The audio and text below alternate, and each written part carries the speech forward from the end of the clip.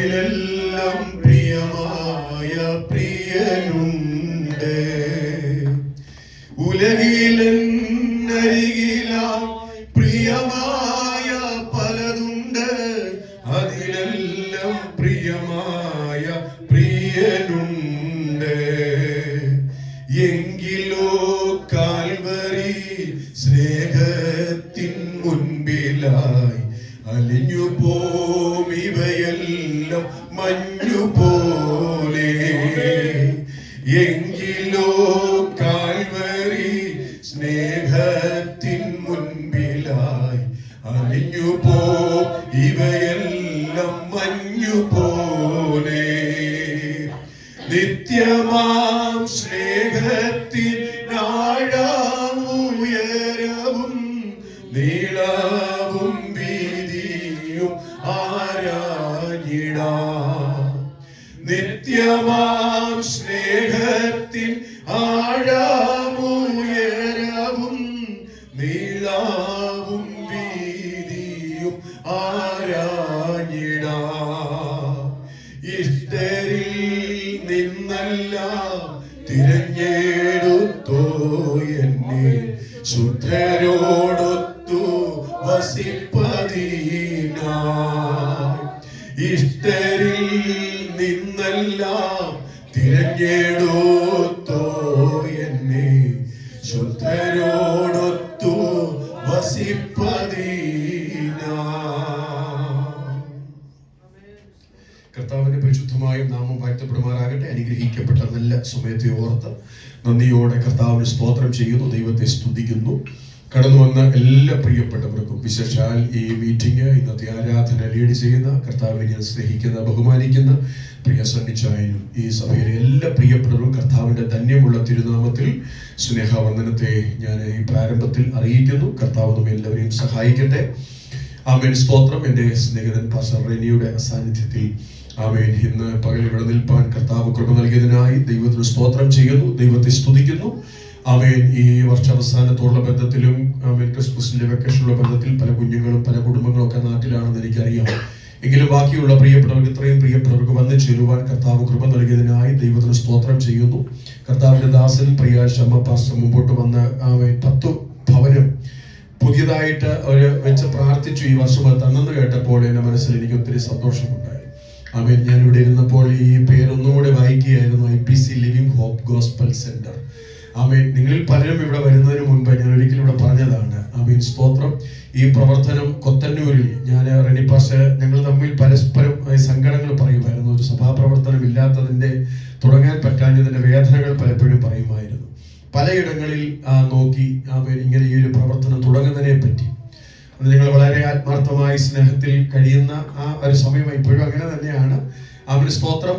യാതൊരു ഇതിനകത്ത് പേരിനകത്ത് പറയുന്നത് പോലെ യാതൊരു ഹോപ്പും ഇല്ലാതിരുന്ന ആ സാഹചര്യത്തിൽ കൊത്തന്നൂരിലെ ഈ പ്രവർത്തനം കർത്താവിൽ ആരംഭിച്ച് തുടങ്ങുന്ന സന്ദർഭത്തിൽ എനിക്ക് അദ്ദേഹത്തിന്റെ കൂടെ ആ സമയത്തൊക്കെ ആയിരിക്കാൻ കർത്താവ് കൃപ നൽകിയിട്ടുണ്ട്. ഇന്ന് ഈ പ്രവർത്തനത്തെ ഇത്രത്തോളം ദൈവം വിശാലമാക്കിയത് ഓർത്ത് ഞാൻ നന്ദിയോടെ കർത്താവിന് സ്തോത്രം ചെയ്യുന്നു, ദൈവത്തെ സ്തുതിക്കുന്നു.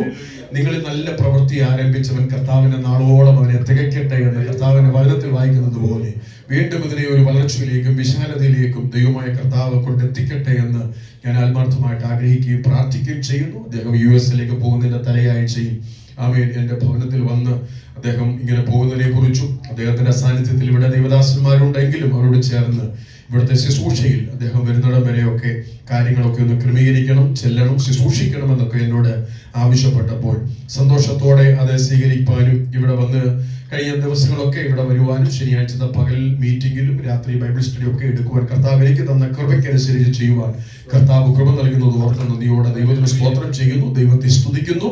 ആമേൻ. ഹല്ലേലൂയ. ഇവിടെയുള്ള നിങ്ങളുടെ എല്ലാ സ്നേഹത്തിനും സഹകരണത്തിനും ഒക്കെ പ്രത്യേകമായിട്ട് നന്ദി പറയുന്നു.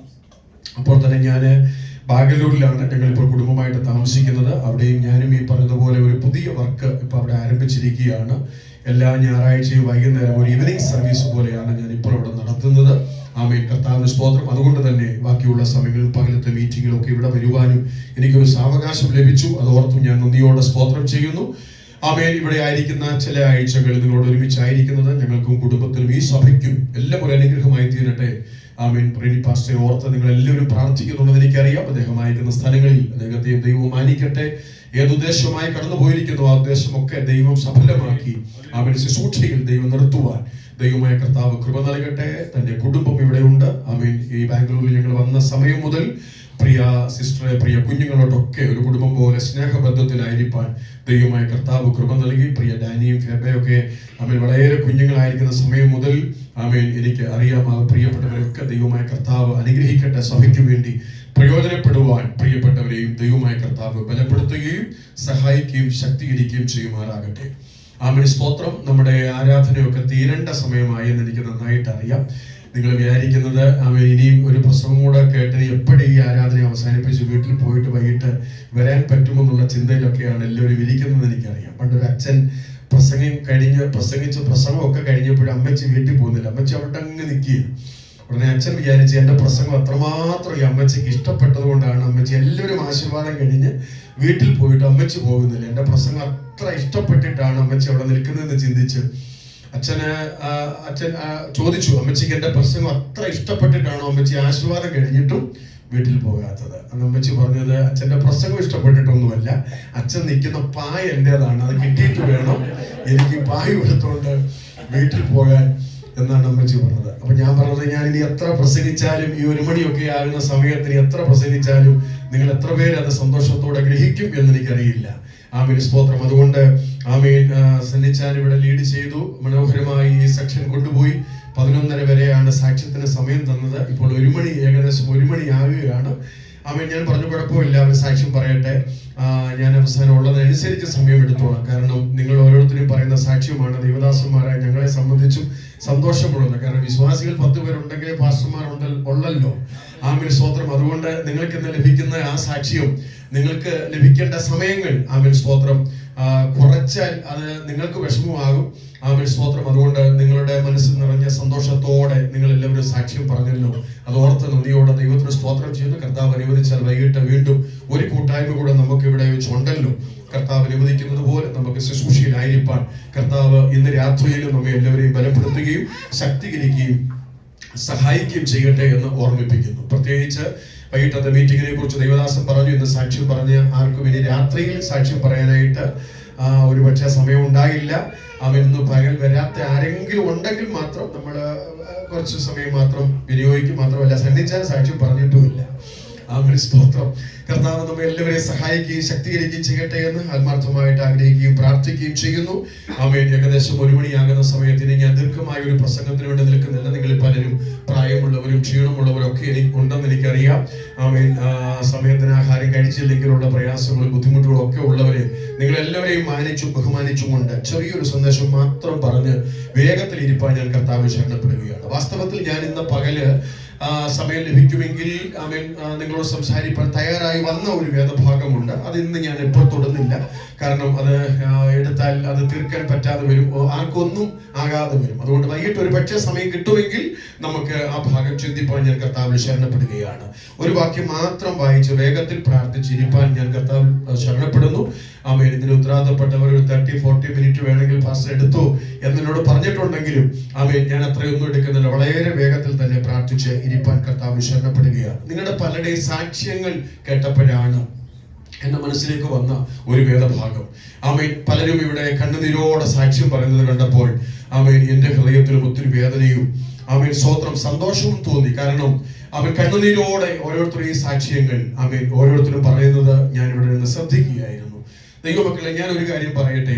ആമേൻ. നമുക്കറിയാം ഇവിടെ നഴ്സുമാർ ഒത്തിരി പേരുണ്ട്, ഹോസ്പിറ്റൽ ഇഷ്ടം പോലെ ഉണ്ട്. ലോകത്തിലെ സകല ലാബുകളിലും പരിശോധിക്കുന്ന രക്തം, കഫം, മലം, മൂത്രം തുടങ്ങിയ കാര്യങ്ങളൊക്കെ ഇവിടുത്തെ സകല ലാബുകളിലും പരിശോധിക്കും. എന്നാൽ കണ്ണുനീര് പരിശോധിക്കുന്ന ഒറ്റ ഇടമുണ്ടെങ്കിൽ അത് ദൈവസന്നിധി മാത്രമാണ്. അങ്ങനെയാണെങ്കിൽ ഇന്ന് പകൽക്കാലം ഞാൻ ഒരു കാര്യം വിശ്വസിക്കുന്നുണ്ട്.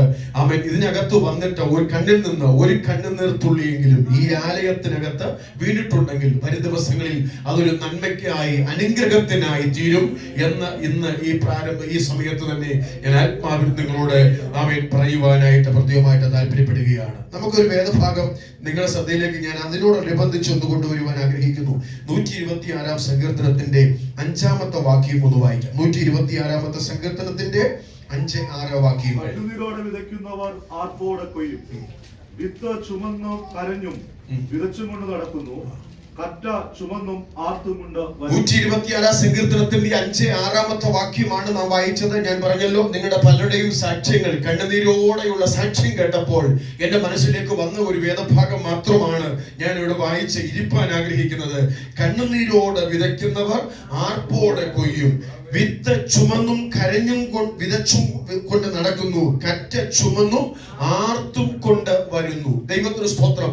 ദൈവമക്കളെ, വിതച്ചത് കണ്ണുനീരോടെയാണെങ്കിലും ആർപ്പോടെ കൊയ്തെടുക്കുന്ന ഒരു ദിവസമാണ് നമ്മുടെ മുൻപിൽ ഉള്ളത് എന്ന് ഞാൻ പറഞ്ഞാൽ ആമേൻ സ്തോത്രം, അതിനകത്താണ് നമുക്കിന്ന് സന്തോഷിപ്പാനായിട്ട് വകയുള്ളത്. ആമേൻ. ദൈവത്തിന് സ്തോത്രം. വേദപുസ്തകത്തിൽ ആരെല്ലാം കരഞ്ഞിട്ടുണ്ടോ, ആരെല്ലാം നിലവിളിച്ചിട്ടുണ്ടോ? ഒരു ഭക്തൻ പറഞ്ഞത്, നമ്മുടെ കണ്ണിന്റെ മുൻപിലൂടെ ഒരു രക്തക്കടൽ ഒഴുകുന്ന ഏറ്റവും അനുഗ്രഹമാണ് ദൈവത്തിൽ വീഴുന്ന, നമ്മുടെ കണ്ണിൽ നിന്ന് വീഴുന്ന ഒരു കണ്ണുനീർ തുള്ളി എന്ന് പറയുന്നത് ആ രക്തക്കടലിനേക്കാൾ വിലയേറിയതാണെങ്കിൽ, വിലപിടിപ്പുള്ളതാണെങ്കിൽ.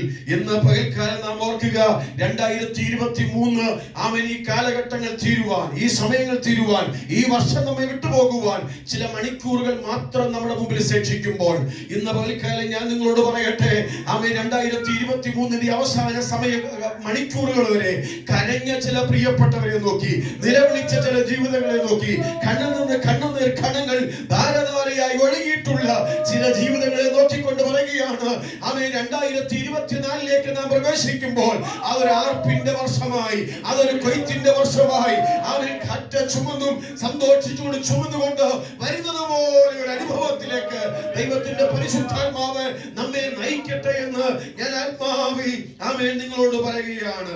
ആമേൻ. ദൈവത്തിന് സ്തോത്രം. 56 സങ്കീർത്തനത്തിന്റെ 8-ാമത്തെ വാക്യത്തിൽ പറയുന്നത്, എന്റെ കണ്ണുനീർ നിന്റെ തുരുത്തിയിലാക്കി വെക്കണമേ, അത് നിന്റെ പുസ്തകത്തിൽ ഇല്ലയോ? ദൈവത്തിന് സ്തോത്രം.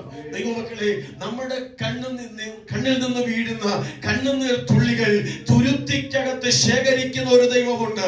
ആമേൻ. അങ്ങനെയാണെങ്കിൽ ഇന്ന് പകൽക്കാലം ഞാൻ നിങ്ങളോട് പറയട്ടെ, ആ തുരുത്തി നിറയാൻ അല്പം കൂടി ബാക്കിയുണ്ടെങ്കിലും ആമേൻ, 2024 നാം പ്രവേശിക്കുമ്പോൾ ഒരു പുത്തൻ അനുഭവത്തോടെ അവൻ കഴിഞ്ഞ നാളിൽ നിലവിളിച്ച, പ്രാർത്ഥിച്ച, കരഞ്ഞ ചില വിഷയങ്ങൾക്ക് പരിഹാരം ലഭിക്കുന്ന വർഷങ്ങളായി, പരിഹാരം ലഭിക്കുന്ന ദിവസങ്ങളായി ആമേൻ നമ്മുടെ ജീവിതം മാറേണ്ടതിനായി ആമേൻ ദൈവമായ കർത്താവ് നമ്മെ സഹായിക്കട്ടെ. ഹോശയ്യ പ്രവാചകന്റെ പുസ്തകം 6-ാം അധ്യായത്തിന്റെ 11-ാമത്തെ വാക്യം കൂടി ഞാൻ നിങ്ങളുടെ ശ്രദ്ധയിലേക്ക് ഒന്ന് കൊണ്ടുവരട്ടെ. ഹോശയ്യ പ്രവാചകന്റെ പുസ്തകം 6-ാം അധ്യായത്തിന്റെ 11-ാമത്തെ വാക്യം. ഹോശയ്യ 6:11. ഞാൻ എന്റെ ജനത്തിന്റെ സ്ഥിതി മാറ്റുമ്പോൾ നിനക്കും ഒരു കൊയ്ത്ത് വെച്ചിരിക്കുന്നു. ഞാൻ എന്റെ ജനത്തിന്റെ സ്ഥിതി മാറ്റുമ്പോൾ നിനക്കും ഒരു കൊയ്ത്ത് വച്ചിരിക്കുന്നു. ആദ്യം നാം വായിച്ചത്, വിത്ത് ചുമന്നും കരഞ്ഞുകൊണ്ട് വിതയ്ക്കുന്നു, അവൻ കറ്റ ആർത്തും കൊണ്ടുവരികയാണ്. അവൻ ഇവിടെ നാം വായിച്ചത് ഇങ്ങനെയാണ്, അവൻ ഞാൻ എന്റെ ജനത്തിന്റെ സ്ഥിതി മാറ്റുമ്പോൾ നിനക്കും ഒരു കൊയ്ത്ത് വച്ചിരിക്കുന്നു. 14-ാം സങ്കീർത്തനത്തിൽ നാം ഇങ്ങനെ വായിക്കുന്നുണ്ട്, അവൻ ഇസ്രായേലിന്റെ സ്ഥിതി മാറ്റുമ്പോൾ യാക്കോബ് സന്തോഷിക്കുകയും, ഞാൻ എന്റെ സ്ഥിതി മാറ്റുമ്പോൾ അവൻ യാക്കോബ് സന്തോഷിക്കുകയും ഇസ്രായേൽ ആനന്ദിക്കുകയും ചെയ്യും. ആമേൻ. ദൈവത്തിന് സ്തോത്രം. ഹോശയ്യ പ്രവചനത്തിൽ നാം വായിച്ചത് ഇങ്ങനെയാണ്, നിന്റെ സ്ഥിതി ഞാൻ മാറ്റുമ്പോൾ നിനക്കും ഒരു കൊയ്ത്ത് വച്ചിരിക്കുന്നു. ഇന്ന് പകൽക്കാലം ഈ 2023 അവസാനത്തെ ഞായറാഴ്ചയുടെ പകൽക്കാലം എന്റെ മുമ്പിൽ വന്നിരിക്കുന്ന ദൈവമക്കളെ, എനിക്ക് നിങ്ങളോട് പറയാനുള്ളത്, അവൻ നിന്റെ സ്ഥിതി കാണാനല്ല ദൈവം വന്നത്, നിന്റെ സ്ഥിതി അറിയാനല്ല ദൈവം വന്നത്. ഇന്ന് പകൽ ഇതിനകത്ത് തേജോമയനായ ദൈവത്തിന്റെ വലിയ സാന്നിധ്യം ഇറങ്ങി വന്നത് നിന്റെ സ്ഥിതിയെ മാറ്റാൻ വേണ്ടിയാ, നിന്റെ സ്ഥിതിക്ക് ഭേദം വരുത്താൻ വേണ്ടിയാ. ഹല്ലേലൂയ. ഇന്ന് പകൽക്കാലം നാം അത് പരിപൂർണമായി വിശ്വസിക്കണം. അവൻ എന്റെ സ്ഥിതി ദൈവം മാറ്റാൻ പോകുകയാ. എന്റെ അനുഭവങ്ങൾ ദൈവം മാറ്റാൻ പോകുകയാ. ഒരു പുതിയ അനുഭവത്തിലേക്ക്, ഒരു പുതിയ പ്രതീക്ഷയിലേക്ക്, ഒരു പുത്തൻ കാൽവെപ്പിലേക്ക് ദൈവത്തിന്റെ ആത്മാവ് ഇന്ന് പകൽ ചിലരെ കൊണ്ടെത്തിക്കാൻ പോകുകയാ. ആമേൻ. ദൈവത്തിന് സ്തോത്രം. ദൈവം നമ്മുടെ സ്ഥിതി അറിയുന്നവനാ. നമ്മുടെ സ്ഥിതികളൊക്കെ ഒത്തിരി ഭയാനകമായിരിക്കാം, ഒത്തിരി പ്രതീക്ഷകൾ എല്ലാം മറ്റുപോയ അനുഭവങ്ങളായിരിക്കാം. പക്ഷേ ഇന്ന് പകൽക്കാലം ആമേൻ നാം മനസ്സിലാക്കേണ്ട ഒരു കാര്യമുണ്ട്. ആമേൻ. യഹൂദയെ, ഞാൻ എന്റെ ജനത്തിന്റെ സ്ഥിതി മാറ്റുമ്പോൾ നിനക്കും ഒരു കൊയ്ത്ത് വച്ചിരിക്കും. നമ്മുടെ അടുക്കലേക്ക് നമ്മുടെ കർത്താവ് വരുന്നത് നമ്മുടെ സ്ഥിതി കാണാനോ സ്ഥിതി മനസ്സിലാക്കാനോ അല്ല. അത് ആമേൻ, അത് ചെയ്യും. പക്ഷെ എന്നിട്ട് വെറുതെ പോകുന്ന ദൈവമല്ല, നമ്മുടെ സ്ഥിതി മാറ്റാനാണ് ദൈവം നമ്മുടെ അടുക്കിലേക്ക് വരുന്നത്. 38 വർഷമായിട്ട് രോഗം പിടിച്ചു കിടന്ന ഒരു മനുഷ്യൻ ബെഥസ്ദ കുളക്കരയിൽ കിടക്കുന്നത് യേശു കണ്ടെന്ന, അടുത്ത ഭാഗത്ത് വായിച്ചത് ഇങ്ങനെ ഏറിയ കാലമായിരിക്കുന്നു എന്ന് അറിഞ്ഞെന്ന് അവനോട് യേശു ചോദിക്കുന്ന ഒരു ചോദ്യമുണ്ട്, നിനക്ക് സൗഖ്യമാകാൻ മനസ്സുണ്ടോ? അവൻ പറയുകയാണ്, ഞാൻ തന്നെ ചെല്ലുമ്പോൾ മറ്റൊരുത്തൻ എനിക്ക് മുൻപായിട്ട് ഇറങ്ങുന്നു. യേശു പറഞ്ഞത്, നിന്നെ കുളത്തിലാക്കാനല്ല ഞാൻ വന്നത്. കഴിഞ്ഞ 38 വർഷമായി അവൻ ഈ കുളക്കരയിൽ കിടക്കുന്ന നിന്റെ അനുഭവത്തെ മാറ്റാനാണ് ഞാൻ നിന്റെ അടുക്കൽ വന്നത്. 2023 അവസാന സമയം വരെയും കണ്ണുനീരോടെയും പ്രതീക്ഷകളെല്ലാം അറ്റുപോയിട്ട് അവൻ എന്റെ സ്ഥിതിക്ക്, എന്റെ ഭാഗത്തിന്, എന്റെ അനുഭവത്തിന് എങ്ങനെ ഒരു മാറ്റം വരുമെന്ന് ചിന്തിച്ച് കടന്നു വന്ന ആരെങ്കിലും ഇന്ന് പകൽക്കാലം ഇതിനകത്തുണ്ടെങ്കിൽ, ദൈവമക്കളെ, നമ്മുടെ സ്ഥിതി മാറ്റി നമ്മെ ഭവനത്തിലേക്ക് അയക്കാൻ നമ്മുടെ ദൈവം വിശ്വസ്തനാണ്. എത്ര പേരത് വിശ്വസിക്കുന്നുണ്ട്? അവരെല്ലാം കണ്ണുകളും ഒരു നിമിഷം അടച്ചാട്ട്, യഹൂദയെ, ഞാൻ എന്റെ സ്ഥിതി മാറ്റുമ്പോൾ നിനക്കും ഒരു കൊയ്ത്ത് വച്ചിരിക്കുന്നു. ഹല്ലേലൂയ. ഇന്ന് പകൽക്കാലം നിന്റെ കണ്ണുനീരുണ്ടല്ലോ, നീ ദിവസം നിലവിളിച്ച നിലവിളിയുണ്ടല്ലോ, നിന്റെ കണ്ണു വീണ കണ്ണീർ കണങ്ങളുണ്ടല്ലോ, അത് കാണാതെ പോകുന്ന ഒരു ദൈവമല്ല നമ്മുടെ ദൈവം. ഹല്ലേലൂയ. അതറിയുന്ന, മനസ്സിലാക്കുന്ന അവനൊരു ദൈവത്തിന്റെ സാന്നിധ്യമുണ്ട്. ഹല്ലേലൂയ. എല്ലാ കണ്ണുകളും ഒരു നിമിഷം അടയ്ക്കാം.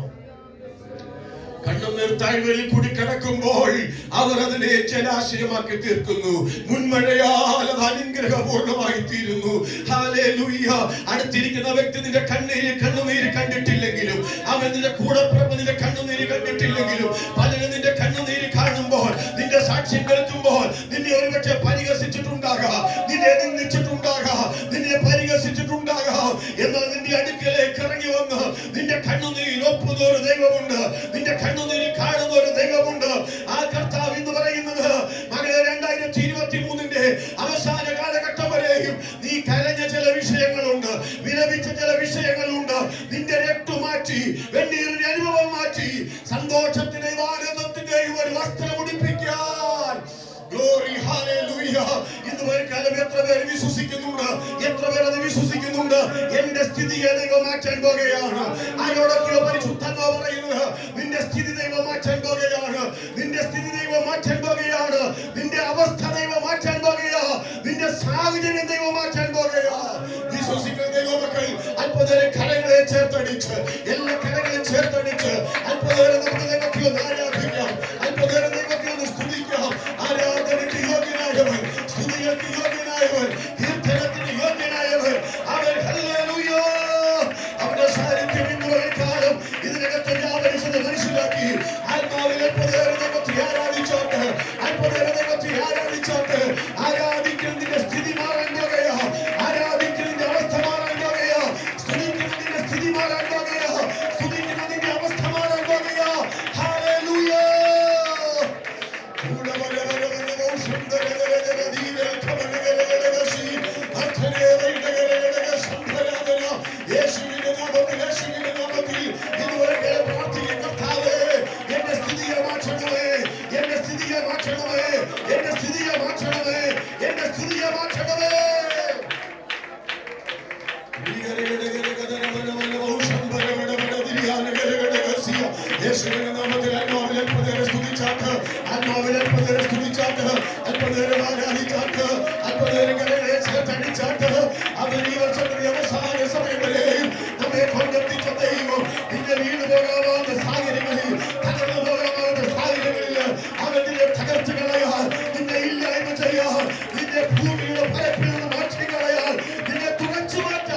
ശത്രു പദ്ധതി ഒരുക്കിയപ്പോൾ, പിശാച് പദ്ധതി ഒരുക്കിയപ്പോൾ അതിന് വിട്ടുകൊടുക്കാതെ നമ്മെ സൂക്ഷിക്കുക.